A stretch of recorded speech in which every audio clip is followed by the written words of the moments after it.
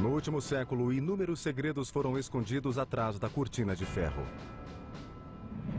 O caso em pauta é uma série de incidentes misteriosos que ocorrem há 50 anos e incluem quedas de OVNIs, batalhas aéreas e engenharia reversa nos subterrâneos da mais secreta base militar soviética, Kapustin Yar.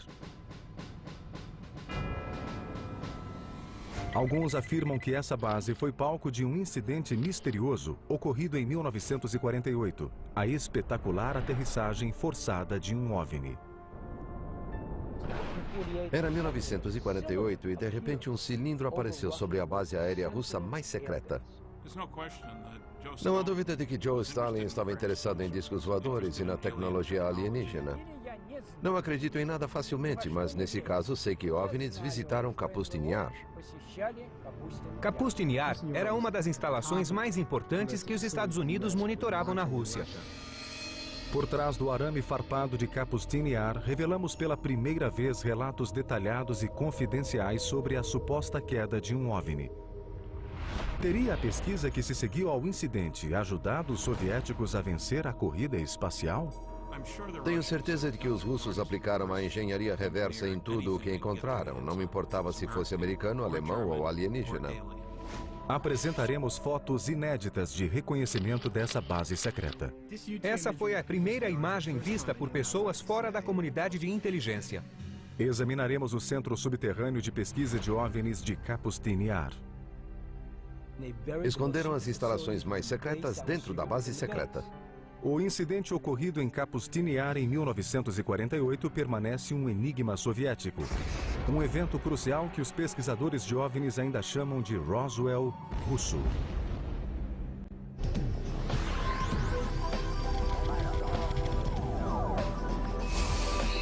Arquivos extraterrestres. O Roswell russo. A base militar ultra-secreta de Kapustin Yar, localizada a 100 quilômetros a sudeste da antiga Stalingrado e 800 quilômetros ao sul de Moscou, foi construída sob a direção pessoal de Joseph Stalin. É a maior e mais antiga instalação militar da Rússia. Suas atividades nos últimos 60 anos alimentaram a controvérsia sobre o que realmente acontece por trás dessas paredes. Kapustin Yar, ou Vladimirovka, como era chamada inicialmente, foi e ainda é a primeira instalação espacial russa. Sou Vladimir Semenov e trabalhei na KGB por 26 anos. Em Kapustin Yar tudo era secreto, não havia nada lá que não fosse secreto. Sou Sergei Khrushchev, filho do ex-premier da União Soviética, Nikita Khrushchev. Menos de um ano após o acidente de Roswell chegar às manchetes do mundo, muitos acreditam que essa base russa presenciou um encontro e um acidente envolvendo OVNIs. 19 de junho de 1948, início da noite. De acordo com os relatórios, os controladores de tráfego aéreo de Kapustin Yar avistaram um estranho objeto na tela do radar. No mesmo momento, um piloto de caça MiG viu em sua frente um OVNI com aparência de um grande charuto prateado, a 10 quilômetros da base. O piloto entrou em contato com a base para dizer que uma luz brilhante ofuscava sua visão. Um piloto russo encontrou um OVNI em 1948 e tentou atacá-lo com resultados desastrosos para ambos. O piloto foi cegado pelos raios de luz que emanavam do OVNI. Acredita-se que, sob ordens diretas do comandante da Força Aérea Soviética, o piloto tenha travado o combate com o OVNI por 3 minutos antes de lançar um míssil que finalmente derrubou o objeto.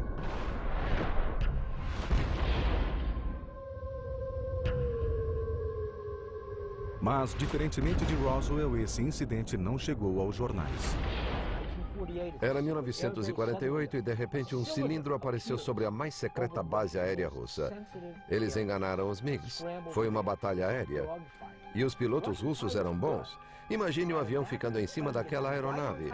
O MiG lançou os foguetes, mas a arma com feixe de partículas guiadas explodiu o MiG e ambos caíram. Os relatórios sugerem que o piloto, ofuscado pela luz, tentou recuperar o controle do MiG, mas foi atingido pelas armas do objeto e pereceu junto com o avião. O que os alienígenas usaram? O que dispararam? Deviam estar usando uma arma de feixe de partículas. Sabemos o que o MiG utilizou, coisas que os russos utilizavam na época. O MiG disparou suas armas, lançou seus foguetes e utilizou sua última versão de míssil.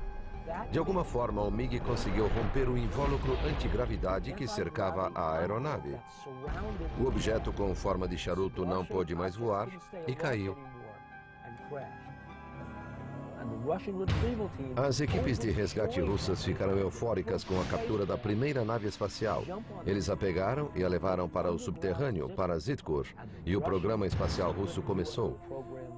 Sou Bill Burns e sou editor da revista UFO. Sejamos sinceros, todos queriam pôr as mãos em um disco voador. É um sistema maravilhoso de ataque e defesa. Sou Stanton Friedman, físico nuclear, professor acadêmico e ufologista. Esse acidente de 1948 foi um dos muitos eventos estranhos que transformaram Kapustini-Yar em uma versão mais mistificada do Roswell americano e da Área 51. Os soviéticos queriam o que nós já possuíamos. Tínhamos o acidente de Roswell. Tínhamos um depósito tecnológico resultante de Roswell no início dos anos 60. Os russos não tinham isso. Como conseguir essa tecnologia? Ela não cai do céu, é preciso ir atrás dela. Os russos foram atrás dela, embarcando em missões suicidas. Fizeram de tudo para que os pilotos dos MiGs derrubassem uma nave espacial extraterrestre. Era um vale-tudo. Desde que foi construída, no início de 1940, Kapustini-Yar está cercada de sigilo. Os melhores pesquisadores, cientistas e especialistas militares da União Soviética eram enviados para lá para desenvolver armamentos e tecnologia ultra-secreta para a Guerra Fria. Eu sei tudo porque passei meses e anos em Kapustini-Yar, trabalhando em mísseis cruzadores que haviam sido projetados para os submarinos soviéticos afundarem os porta-aviões americanos. Kapustini-Yar era uma das poucas instalações das quais a inteligência americana tentava obter imagens. Lá eram testados mísseis terra-ar, mísseis balísticos terra-terra e também eram testados mísseis cruzadores. Os 3 testes aconteciam no mesmo local, então era um alvo importante da inteligência americana. Na verdade, o prédio da base era tão sigiloso que quando uma pequena cidade foi considerada próxima demais pelos militares soviéticos, seus moradores foram evacuados e a cidade foi eliminada. O nome da cidade era Zitkur. Zitkur era uma pequena cidade a poucos quilômetros do complexo de testes de Kapustini-Yar. Provavelmente os russos devem ter decidido que o povo podia ver o que era testado na base e que seria melhor extinguir a cidade. Muitos pesquisadores acreditam que o nome Zitkur foi posteriormente designado ao Centro Subterrâneo de Pesquisa de OVNIs de Kapustini-Yar. Acredita-se que em Zitkur e em Kapustini-Yar há um depósito de OVNIs e cadáveres dos visitantes e dos membros da tripulação. Zitkur equivale ao que a Área 51 representa para a base da Força Aérea de Nellis em Broom Lake, Nevada. Vários países possuem diversos locais para onde levam sua tecnologia alienígena. Lá eles tentam decifrá-la, compreendê-la e tentam aplicar a engenharia reversa.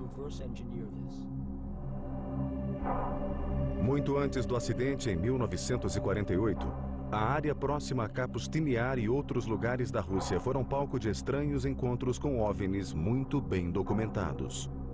Alguns são anteriores à Rússia, tal qual a conhecemos. A Rússia é uma terra enorme e os OVNIs são vistos sobre seus territórios há milhares de anos. Sou Paul Stonehill, coautor de UFO USSR. Um OVNI foi visto em 950 a.C. por um viajante estrangeiro chamado Ibn Fetlan. Ele e seus companheiros viram objetos estranhos nos céus que os assustaram terrivelmente. Mas os moradores riram deles e disseram que viam com frequência batalhas aéreas, seres lutando entre si, aeronaves estranhas, coisas parecidas com uma cena de Guerra nas Estrelas, de um filme moderno. Eram coisas incríveis. A lenda diz que as batalhas aéreas que se desenrolavam nos céus encorajavam os guerreiros árabes a derrotar os inimigos durante a batalha do dia seguinte. No século XVII, a Rússia vivenciou uma série de aparições de OVNIs. As testemunhas descreveram esses objetos como bolas de fogo com formato de cometa. O incidente mais famoso foi o de Rabozyera, quando um disco bem diferente, enorme, um disco em chamas, apareceu na região dos lagos russos ao norte. Uma testemunha relatou o que havia visto. No dia 15 de agosto de 1663, um grande estrondo soou nos céus e, ao meio-dia, uma enorme bola de fogo caiu sobre Rabozyera. A esfera lançou 2 feixes fumegantes. O objeto foi do sul para o leste e estava a cerca de 500 metros de distância quando desapareceu. Mais tarde, ele retornou e ficou sobre Rabozyera por 1h30, enchendo de temor aqueles que o viam. Esse relato também conta em detalhes que um pescador foi queimado pelo lago em chamas e que peixes reluzentes pulavam da água para a terra para escapar da ameaçadora bola de fogo. Histórias como a de Rabozyera eram comuns na Rússia pré-revolucionária e também na Europa. Quando falamos especificamente das aparições ocorridas no território da União Soviética, as porcentagens são muito altas. Mais de 50% dos OVNIs avistados foram descritos como tendo a forma de uma esfera em chamas. Outra aparição extraordinária ocorreu em Moscou em 1892. O relato de uma testemunha foi publicado em 17 de março do mesmo ano em uma edição do jornal russo Svet. A coluna de luz foi direcionada para a Terra, criando feixes de luz coniformes da cor do fogo. A claridade era considerável e podia ser comparada à de uma lâmpada elétrica de rua. O ponto de onde os raios eram lançados não se moveu em nenhum momento e os raios ficaram visíveis por 20 a 25 minutos. Enormes bolas de fogo foram vistas nos céus da Rússia por séculos. Mas não houve nada maior nem mais devastador do que o evento que destruiu a floresta de Tunguska em 1908. É claro que surgiu uma teoria de que não era um cometa, não era um meteorito, que era na realidade uma nave espacial. O mistério do meteoro. Cientistas russos investigam cratera. Cientistas comunistas examinam a vasta cratera siberiana. Uma nuvem de poeira cósmica atravessou o sistema solar e atingiu a Terra. Uma chuva de meteoros assolou a atmosfera terrestre. Tudo isso faz parte da história do meteoro que caiu na noite de 1908 na Sibéria com a força de uma bomba atômica. 30 de junho de 1908, 7 horas da manhã. A tranquila floresta de Tunguska, na Sibéria, foi atingida por uma explosão ensurdecedora com força equivalente à de uma bomba de hidrogênio de 40 megatons.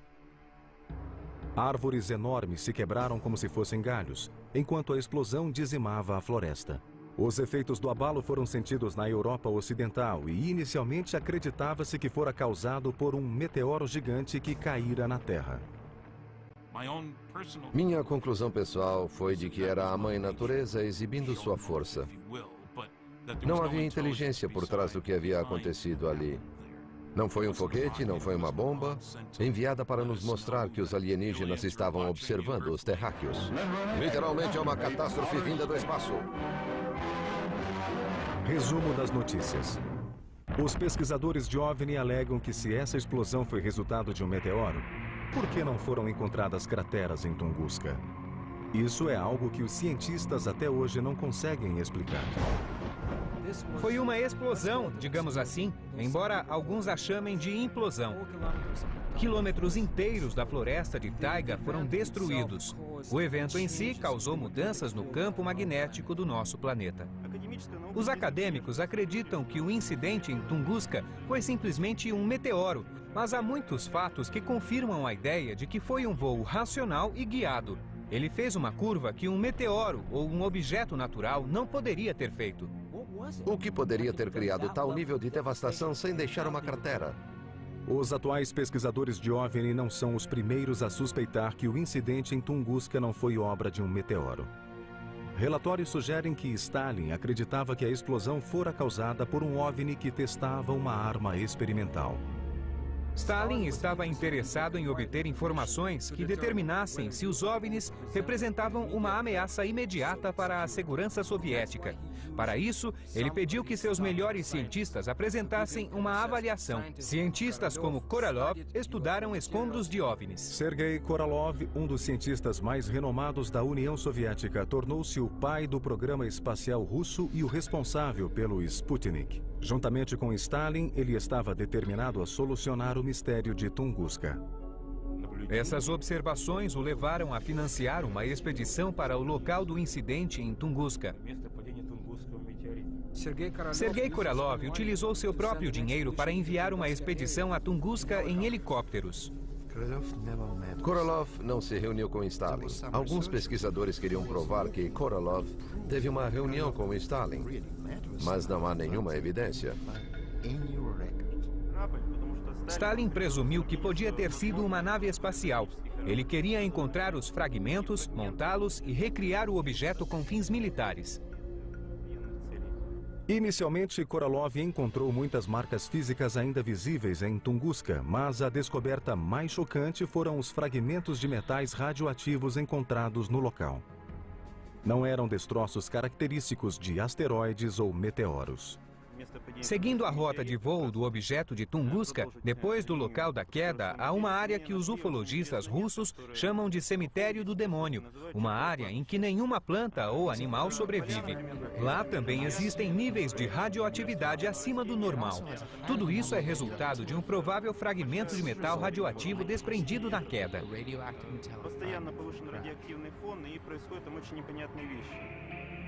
Os níveis de radiação estavam lá e os meteoros não caem com tal nível de radiação. Então, uma das histórias diz que uma nave-mãe explodiu. Acredita-se que Korolev confessou a Stalin que o incidente em Tunguska fora de fato causado por um OVNI e que fragmentos dele ainda estariam espalhados pela área. No entanto, no relatório oficial ultra-secreto, Korolev teria contado uma história bem diferente. A declaração oficial foi de que Tunguska fora resultado de um meteoro gigante. A ideia era que se a informação estivesse de acordo com a burocracia, tudo bem, senão ela era negada. Para onde foram levados os fragmentos radioativos de Tunguska? Alguns acreditam que as provas foram levadas à base subterrânea de Kapustin Yar, Zhitkur. Vários países possuem diversos locais para onde levam sua tecnologia alienígena. Os soviéticos a depositavam em Zhitkur, que era o local onde poderiam estudá-la, tentar entender sua tecnologia e descobrir como utilizá-la. E é claro que a segurança nessas bases tinha ordens para matar invasores. Será que os cientistas que trabalhavam no laboratório subterrâneo de Zhitkur utilizavam os destroços do OVNI para aperfeiçoar o programa espacial e de mísseis antiaéreos? Eles tinham alguns homens que comandavam o projeto e impulsionaram o programa espacial. Sir Fred Kulik, da Caltech, o chefe do programa espacial, tinha ligação direta com Stalin e depois com Khrushchev. Há relatos de que, já na Segunda Guerra Mundial, os militares soviéticos ordenavam que os pilotos de MiG derrubassem OVNIs para que pudessem vencer os americanos na busca por tecnologia alienígena. Logo depois, ocorreu o incidente do Roswell russo, em 1948. Isso nos mostra dois interesses em relação aos OVNIs. Primeiro, queriam a nova tecnologia para superar a tecnologia de voo inimiga. E segundo, precisavam se precaver contra as armas utilizadas pelos OVNIs. De qualquer forma, era preciso abater as naves. Quando descobriram que destroços de Tunguska e do incidente de 1948 eram estudados em Zhitkur, os inimigos da Rússia ficaram intrigados com o que poderia estar acontecendo na superfície e nos subterrâneos da base militar ultra-secreta. A CIA tinha agentes na União Soviética nos anos 50 que haviam informado sobre os OVNIs. A CIA estava muito interessada no que estava acontecendo na União Soviética. No início da Guerra Fria, a base soviética de testes militares de Kapustin Yar tornou-se foco de atividades secretas que envolviam testes de armas avançadas, mísseis e foguetes. Após a Segunda Guerra Mundial e a criação da bomba atômica, os russos ainda não haviam conseguido construir armas atômicas menores. Então tiveram de fabricar foguetes grandes para carregá-las. Nós ainda tínhamos foguetes de tamanho considerável, mas podíamos fazer armas menores. Desde o início, os russos visualizavam foguetes grandes. E isso foi vantajoso para o programa espacial. Os russos possuíam um documento assustador em um dos 20 arquivos que analisei. Ele afirmava que os russos haviam feito mais progresso em 18 meses no desenvolvimento de armas nucleares e nos métodos de lançamento do que se previa para os 5 anos seguintes. E isso foi em 1951. No início dos anos 50, rumores de atividade alienígena e experimentos em Kapustin-Yar transcenderam as fronteiras soviéticas. Essa notícia alarmante teria levado os americanos a descobrir de uma vez por todas se os soviéticos haviam capturado tecnologia alienígena. Kapustin-Yar e Zitkur eram prioridade da vigilância militar americana, assim como a Área 51 e as bases aéreas de Wright-Patterson e Los Alamos eram prioridade da vigilância militar russa. Tim Brown é analista sênior da GlobalSecurity.org e especialista em interpretação de imagens de satélite ultra-secretas para agências governamentais e particulares. Kapustin-Yar estava entre as principais instalações que o serviço de inteligência americano monitorava na Rússia, e isso fica claro pelo volume de documentos que mostram um interesse constante pelo que acontecia na base. Logo depois que os Estados Unidos desenvolveram a máquina de espionagem mais sofisticada até hoje, o avião de espionagem U-2, ele saiu em sua primeira missão para Kapustin-Yar. Deve ser a primeira vez que alguém fora da CIA ou da comunidade de inteligência vê essa imagem de Kapustin-Yar feita pelo U-2. Essas fotos de reconhecimento inéditas do U-2 permitiram uma análise detalhada da base militar secreta. As imagens que reunimos para o projeto mostram diferentes atividades no local de testes em momentos distintos. Os russos testavam mísseis e treinavam as tropas. Havia exercícios preparatórios e testes de lançamento ocorrendo na instalação o tempo todo.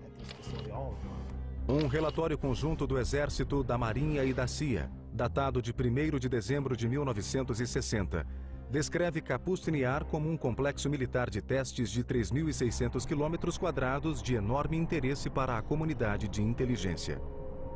Na época, havia ao menos 4 complexos de lançamento balístico, 14 plataformas de lançamento, uma unidade de rastreamento por radar, 3 pistas de decolagem de 1.000 metros e numerosas áreas não identificadas. Mas o que as fotos de reconhecimento do U-2 não revelaram pode ser visto pela primeira vez nessa exclusiva incursão subterrânea pelo provável centro de todas as atividades alienígenas da União Soviética, Zitkur. Utilizando relatórios e desenhos do especialista em OVNI russo Anton Enfalov, essa reconstituição, vista pela primeira vez no Ocidente, pode ser o primeiro vislumbre dessa instalação secreta escondida a 400 metros abaixo de Kapustin-Yar.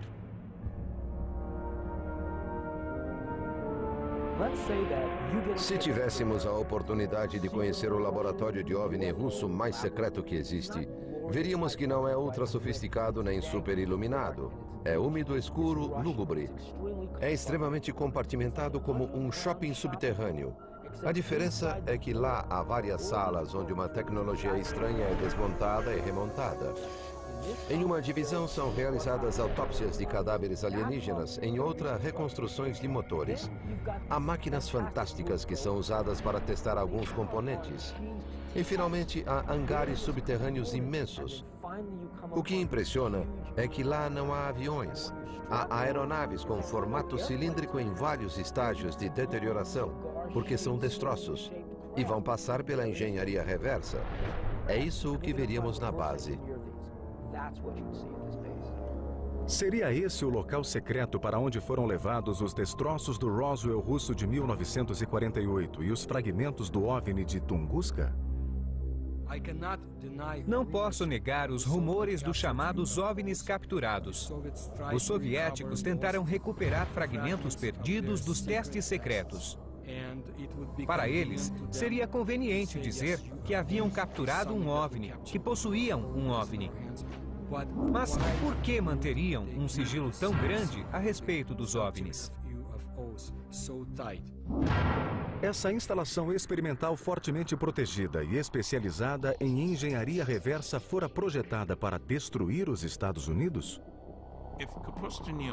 Kapustin-Yar era utilizada para o desenvolvimento de foguetes, aeronaves, armamentos, armas a laser. Então precisavam de forte segurança, uma boa estrutura para os cientistas e instalações para computadores. Portanto, é bem provável que realizassem a pesquisa avançada sobre OVNIs lá. Não com um, mas com vários OVNIs. Seria o mais natural. E é claro que haveria bases subterrâneas, pois era preciso se proteger contra aeronaves invasoras, como o U-2.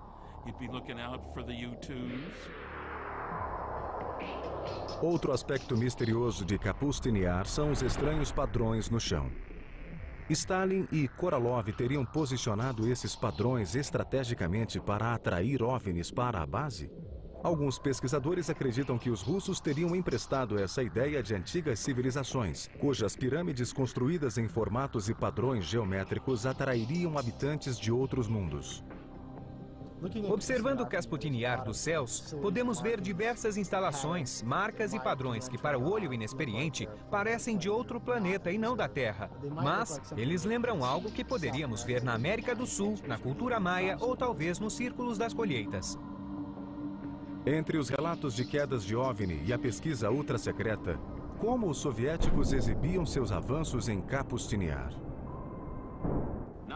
Essa é uma data para os jovens russos se lembrarem. 4 de outubro de 1957, quando foi lançado o primeiro satélite terrestre, o Sputnik.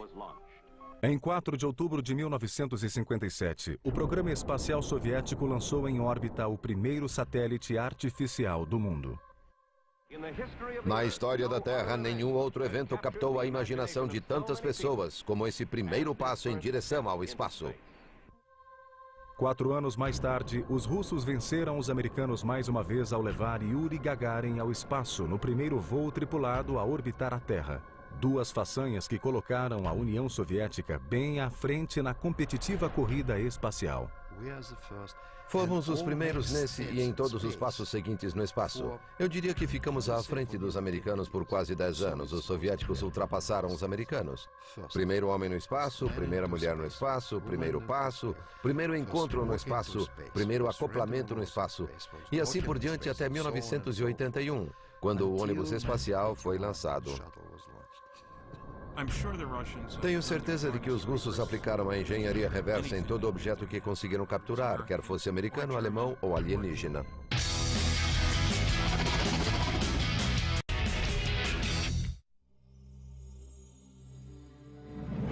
A principal autoridade russa em OVNIs é um homem tão lendário e popular no país que é conhecido somente pelo sobrenome, Ajaja.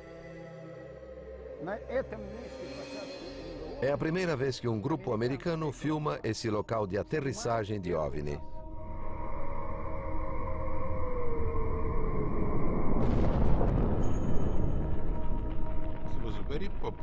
Ele era muito popular no auge da atividade de OVNIs na União Soviética. No final dos anos 1960 e 70 não era permitido, mas também não era proibido falar sobre isso. Ajaja convidou o nosso programa para conhecer o ponto onde um OVNI teria caído, não muito distante do local da queda do Roswell russo de 1948. Eu tenho de ficar ali, naquele local em particular. Usando 2 varas de cobre, Ajaja inicia a expedição testando a energia que o local do acidente ainda emite hoje.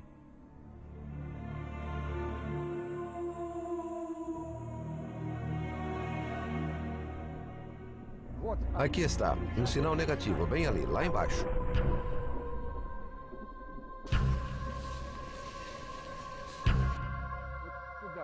Lá embaixo, por ali. Aqui neste lugar ocorreu a aterrissagem forçada de um disco voador. Primeiro vou passar pelo meio. Depois andarei perpendicularmente e depois passarei na diagonal. É aqui que a divisa começa. Muito bem, estou indo para o centro. No centro vemos que várias plantas crescem, estão compactas. Mas o mais importante é que aqui apresenta um sinal positivo. Agora vamos em direção à divisa. E o sinal é neutro. E aqui é outra parte da divisa. Daqui até lá. Agora vou me afastar do centro em direção ao outro lado. A Jaja atravessa o contorno de 30 por 6 metros do OVNI com formato de charuto que teria caído aqui em 1961. De novo, vamos voltar. Aqui apresenta um sinal forte e poderoso. Vê como está se movendo? É fortemente positivo. Vamos voltar. Negativo. Aqui, está vendo? Aqui é a divisa. Existe um ponto ali, outro ponto ali, um terceiro e um quarto pontos.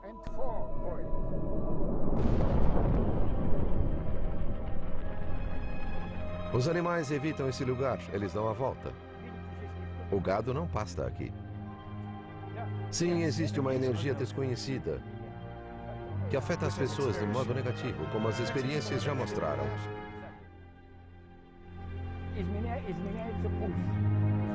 A energia muda a pulsação, muda as batidas do coração. Você fica sem fôlego, começa a suar. Está bem? Não recomendo que fiquem aqui por muito tempo, porque já é prejudicial. Venham. Vamos embora. Vamos para um local normal, onde nenhuma força desconhecida vai nos influenciar nem agir sobre nós. O relato de Ajaja sobre a queda desse OVNI foi sustentado por uma moradora da aldeia vizinha de Chodinia, que, como ele, afirma ter visto o acidente da janela de sua casa, a menos de 200 metros de distância do local. Era por volta de 16 ou 17 horas e, de repente, minha mãe gritou: "Veja aquilo! É um tipo de bola, uma esfera, e passou voando. Deve ser um disco voador." E era uma esfera grande, brilhante e vermelha que havia sobrevoado esta região. A esfera foi por ali, passou pelos trilhos de trem e desceu pelo vale do rio Skudnia, lá embaixo, e passou pelo rio. Especialistas como Ajaja acreditam que eventos relacionados a OVNIs, como este incidente e o do Roswell russo de 1948, abriram uma caixa de Pandora sobre Kapustiniar, iniciando uma guerra nos céus da Rússia. Os pilotos recebiam ordens da base para defender o espaço aéreo e derrubar os OVNIs. Em outras ocasiões, os OVNIs executavam ataques aterradores. O que me intriga em relação aos russos são as supostas batalhas aéreas entre OVNIs. Já li vários relatos sobre isso, sobre muitos deles travando batalhas aéreas. Talvez a prova mais convincente dos encontros entre os MiGs soviéticos e OVNIs sobre Kapustiniar venha diretamente do piloto de testes mais famoso da União Soviética, Marina Popovich. Heroína nacional, cosmonauta e talvez o Chuck Yeager russo, ela afirma que testemunhou batalhas reais entre pilotos soviéticos e OVNIs. Em 1964, ocorreu um incidente durante uma missão de treinamento da Força Aérea Soviética. Alexander Kapengan era o comandante do esquadrão e instrutor de voo em uma escola. Um dia, ele voava com um cadete quando foram atacados por um OVNI e mergulharam em espiral. Em outra missão militar ultra-secreta, em fevereiro de 1980, o coronel Popovich encontrou múltiplos objetos não identificados nos céus da Rússia. Eu vi 3 bolas de fogo, 3 luzes incríveis de formato triangular e vi quando elas desapareceram. Outro piloto de caças MiG, o coronel Vyatkin Lev Mikhailovich, concordou em fazer um relato pessoal inédito para nossas câmeras. 7 de agosto de 1967. 18 horas e 30 minutos. O coronel Mikhailovich reportou que seu MiG fora momentaneamente capturado em pleno voo por um OVNI. Eu fazia uma manobra para a esquerda. De repente vi uma luz em cima de mim. Um enorme disco começou a me iluminar lentamente. Só tive tempo de inclinar o avião, mas a asa atingiu um raio de luz. O avião tremeu e os ponteiros e instrumentos começaram a se mover sem parar, como se um raio de luz se dissolvesse em pequenos pontos de luz. Fiquei muito surpreso quando meu técnico disse que a asa do avião estava brilhando. Depois, a asa esquerda ficou brilhando por uma semana inteira no hangar. A asa foi lavada com querosene e logo o brilho desapareceu. Felizmente, o encontro do coronel Mikhailovich com o OVNI sobre os céus de Kapustin Yar nos anos 60 não terminou tragicamente como o famoso encontro de 1948 nos mesmos céus. Não, eu não estava assustado, estava intrigado. Fiquei impressionado que um raio de luz fosse tão duro, porque eu senti o impacto. Relatos de aparições de OVNIs vindos de civis e militares continuavam a inundar o governo soviético. E a KGB se ocupava de encobrir os fatos, silenciando os envolvidos e censurando a imprensa. Mas, enquanto isso, a agência de espionagem criava um relatório sobre a atividade alienígena na União Soviética chamado Arquivo Azul da KGB. Os americanos nunca entenderão isso, porque era preciso estar dentro da KGB para saber o poder que ela possuía. Na época do Stalin, a KGB era incrivelmente poderosa. O Arquivo Azul da KGB foi elaborado ao longo de 20 anos, entre 1960 e 1980, e foi uma das pesquisas oficiais mais extensas sobre OVNI já realizadas por qualquer agência governamental do mundo. O Arquivo Azul da KGB é uma compilação de documentos de 124 páginas, lançado em 1990. Acredito que não era toda a informação que a KGB possuía e não sou o único. O Arquivo Azul reunia milhares de relatos de aparições de OVNI, batalhas aéreas e acidentes, todos descritos em detalhes minuciosos. De acordo com o Arquivo Azul, em 21 de março de 1990, os moradores de várias cidades russas próximas aos portões de Kapustin Yar testemunharam a aparição do mesmo OVNI entre as 22 e as 23h30. A seguir, o relato de um oficial da Corregedoria da KGB. Após a obtenção de informações mais precisas, concluiu-se que um grande número de moradores de cidades próximas havia visto um OVNI, e em vários casos 2 OVNIs. Uma pessoa viu um raio de luz ser lançado de um objeto que iluminava a superfície da Terra. Se existiam tantos rumores e histórias sobre OVNIs, cedo ou tarde, o governo iria pedir uma explicação ao serviço de inteligência. E a KGB tinha de criar um arquivo com todas as declarações das testemunhas que viram ou pensavam ter visto um OVNI. Seria possível que o incidente de 1990 fosse um simples teste militar lançado da base de Kapustin Yar? Ou seria mais um incidente envolvendo OVNIs?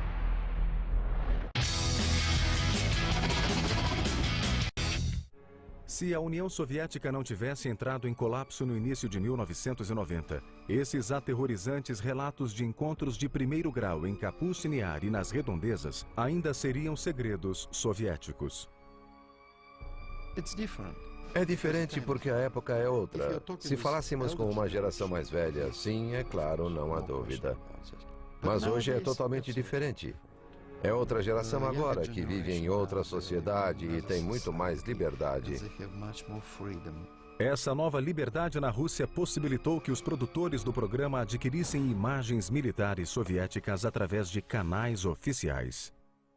Durante os anos 50 e 60, os militares soviéticos sofreram uma série de fracassos em lançamentos de foguetes e testes de mísseis que resultaram em sucessivos desastres. Seriam esses fracassos meros acidentes? Ou ataques de represália dos OVNIs? Eu conheço uma história, e normalmente não falo sobre mitos, mas fiquei sabendo que 4 veículos de lançamento soviéticos foram explodidos nas plataformas por alienígenas, porque pretendiam derrubar discos voadores. Escondidas durante 45 anos, as imagens feitas por um cinegrafista militar soviético mostram os efeitos de 2 supostos OVNIs com aparência de meteoros que teriam caído em 3 de junho de 1960. Pelo que foi apurado, nenhuma pessoa, além dos militares soviéticos e da KGB, tiveram acesso a essas imagens. 3 bombeiros do Exército Vermelho são vistos afastando-se de uma imensa bola de fogo. De acordo com os relatos, ela continuou a se expandir, provocando explosões na área por mais de 1 hora. Um dos OVNIs com formato de meteoro teria destruído 3 foguetes soviéticos nas plataformas de lançamento, enquanto o outro destruía um depósito de combustível a poucos metros de Zhitkur, o centro subterrâneo de pesquisa de OVNIs. Os escombros dos 2 OVNIs vistos aqui foram rapidamente levados a Zhitkur.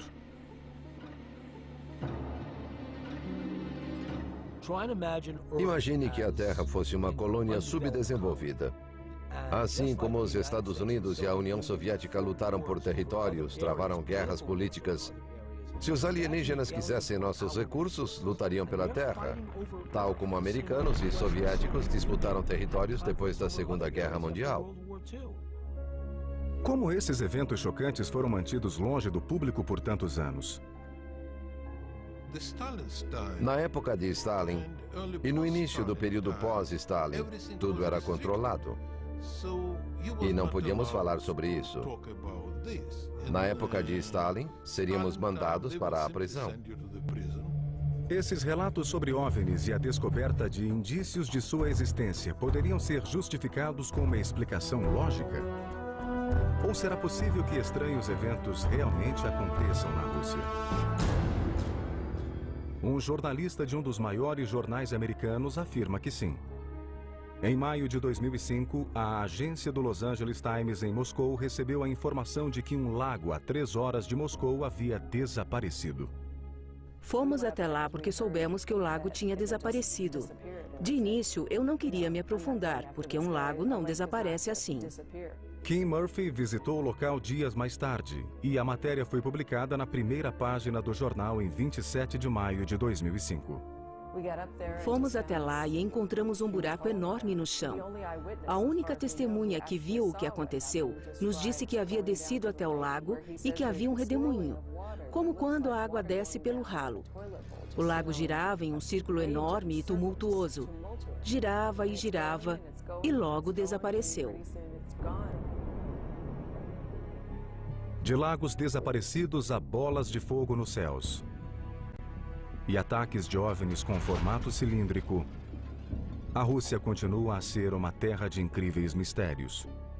Atividades ultra-secretas continuam a ocorrer até hoje em Kapustin Yar e Zhitkur. A base ainda é um potente para-raios de atividade alienígena. De acordo com o pesquisador, Kapustin Yar foi o local de um acidente de 1989 e, mais recentemente, recebeu os destroços do acidente ocorrido em 1997 na Polônia para serem analisados. Recentes decisões políticas do presidente russo Vladimir Putin provocaram críticas do Ocidente de que ele estaria fechando novamente a cortina de ferro sobre a vibrante Rússia atual. No dia a dia, as pessoas estão convencidas e temerosas de que a Rússia de Putin é muito mais autoritária do que a Rússia de Yeltsin. Eu sei que informações sobre OVNIs não estão disponíveis na Rússia tão facilmente como estavam antes. Não há possibilidade de controlar segredos em uma sociedade aberta. Putin veio da KGB. Ele sabe que muitas informações e tecnologias valiosas vão para o setor privado. A União Soviética está se fechando em diversas áreas e também em relação aos OVNIs. Talvez demore ainda mais para que a cortina seja erguida e revele os laboratórios subterrâneos secretos dessa legendária Área 51 russa. E nós só começamos a arranhar a superfície dos intrigantes mistérios do Roswell russo. Uma afirmação extraordinária requer uma prova extraordinária. Ver é acreditar.